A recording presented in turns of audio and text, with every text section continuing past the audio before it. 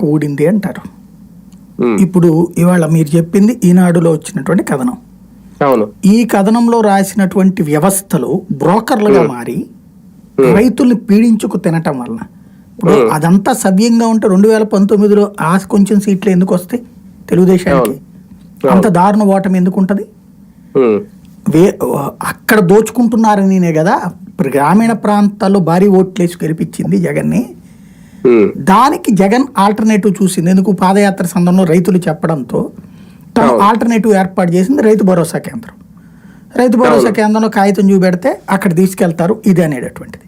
అవును. అయితే జగన్ చిట్ట చివరి ఏడాది ఈ ప్రభుత్వ ఏం లేదండి, ప్రతి ప్రభుత్వ ఉద్యోగి అందిన గాడికి సంపాదించాలనుకుంటున్నాడు.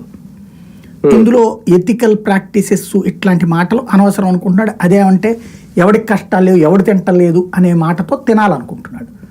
ఈ తినేటటువంటి వాళ్ళకి వాళ్ళు తమ బాధ్యతల నుంచి పక్కకి తప్పుకుంటా ఉంటే ప్రభుత్వాలు దాని వెనకాలే పడుతున్నాయి. అవునంటూ కూర్చుంటున్నాయి, లేదా వాళ్ళని చేత చేయించుకోలేకపోతున్నాయి. ప్రభుత్వం ఒక విధానం పెట్టాల్సింది ఫెయిల్ అయింది. అక్కడ రైతు భరోసా కేంద్రం నేనేమంటానంటే ఓ రైతు భరోసా కేంద్రానికి ఒక గోడౌన్ అనుసంధానం దానివంతా తేవాలా, అక్కడ పెట్టాలా, రైస్ మిల్లర్ అక్కడికి వచ్చి కొనుక్కుపోవాలా. సింపుల్ లాజిక్ ఇక్కడ.